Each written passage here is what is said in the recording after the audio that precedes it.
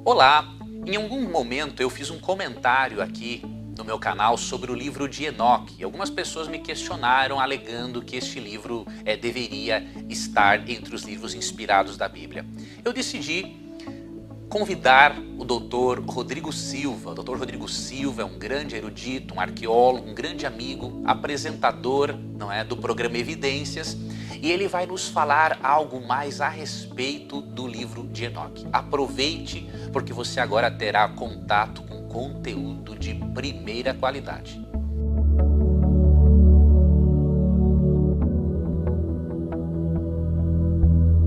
E aí, Leandro, tudo bem com você? Olha, meus parabéns pelo seu trabalho, eu fico feliz por participar aqui do seu canal. E eu soube que alguém questionou aí uma questão sobre os livros apócrifos de Enoque, aqueles livros pseudepígrafos, assim chamados, que foram escritos e que são até mencionados no Novo Testamento. A questão parece ser o seguinte, especificamente do livro de Enoque.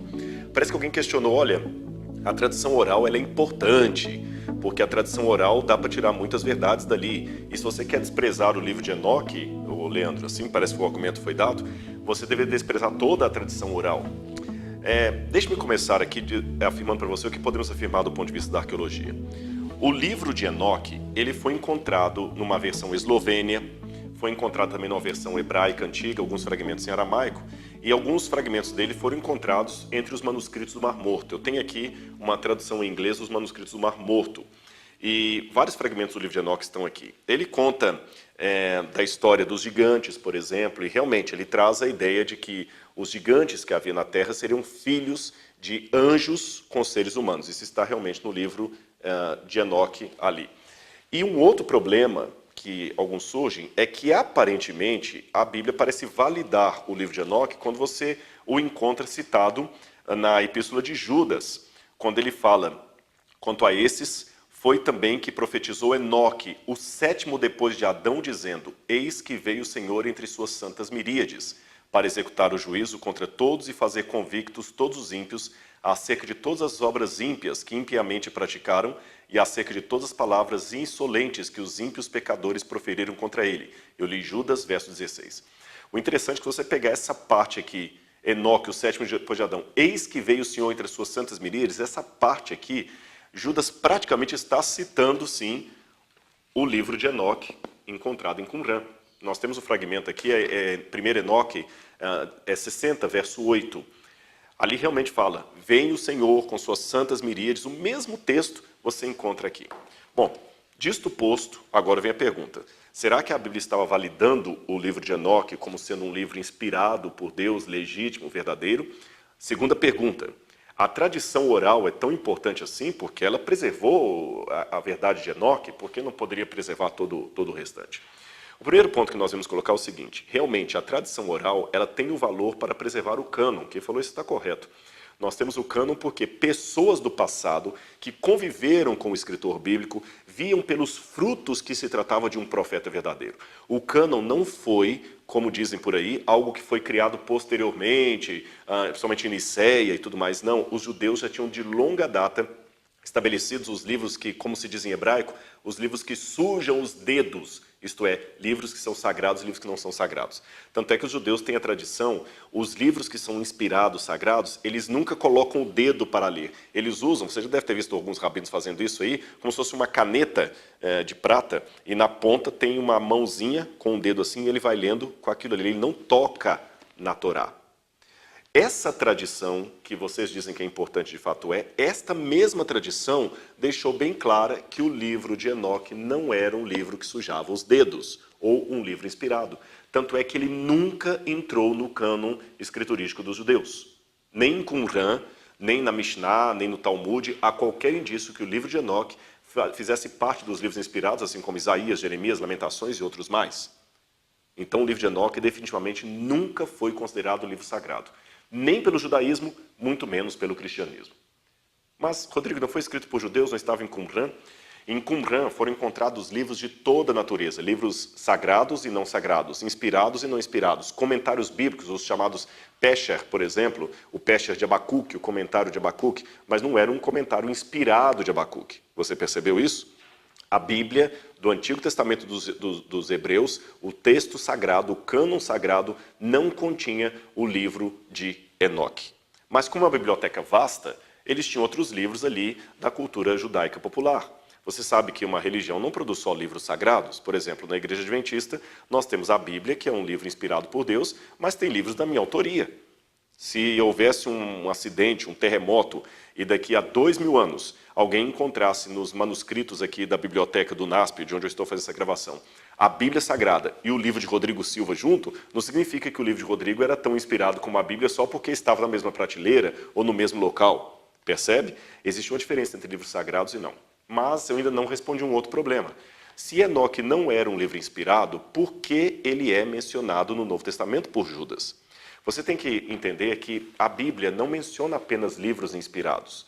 O apóstolo Paulo, por exemplo, cita textos de Arato, de Epimênides, que não eram inspirados por Deus. Então, o autor inspirado pode citar material não inspirado. E por que o faz? Por várias razões. Para ilustrar algo que ele está querendo dizer, ou quem sabe apontar uma realidade que está em determinado ponto. Por exemplo, suponhamos que hoje eu fosse um profeta inspirado. Suponhamos, eu não sou. E estivesse escrevendo um livro sobre saúde. De repente eu podia escrever um livro sobre saúde, inspirado por Deus, e fazer uma citação do Dr. Albert Sabin. Mas não significa que Albert Sabin fosse inspirado. Eu que fui inspirado e resolvi citar alguma coisa dele que eu concordo. Sim, mas se fosse então o que está ali em Judas é verdadeiro, o que estava em Enoque também? Sim. Deixa eu falar com você. A tradição oral tem muita coisa preservada que não está na Bíblia Sagrada. Isso eu posso falar tanto no Antigo como no Novo Testamento. Por exemplo, é pela tradição oral e escrita posterior ao tempo dos apóstolos que eu sei que Pedro foi crucificado de cabeça para baixo, que Paulo foi degolado. Nada disso está na Bíblia. Mas a tradição oral, que também se tornou tradição escrita posterior ao período do cânon, me ajuda a entender isso. Havia possivelmente alguma tradição oral de Enoque que vinha desenvolvendo desde a época de Adão, passando de pai para filho. Isso é muito comum na cultura do Oriente Médio. E muita dessa tradição talvez estivesse ainda presente no Novo Testamento de maneira mais viva do que hoje. Por exemplo, Paulo fala da lei que foi dada pelo ministério dos anjos. Mas isso não está em canto nenhum do Antigo Testamento. Percebe?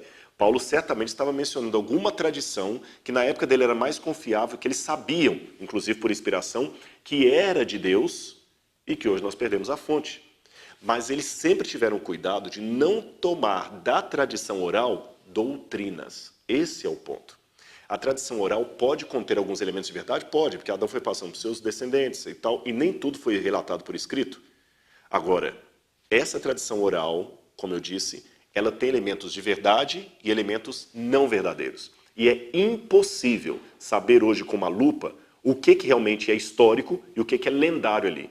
Na dúvida, então, nós não podemos tirar doutrinas de tradições orais. Percebeu o ponto? Eu posso usar a tradição oral ou até um livro não inspirado para tentar recuperar algum comentário bíblico, algum pensamento do povo na época, mas não para tirar doutrinas. Então, qual o valor do livro de Enoque para nós hoje?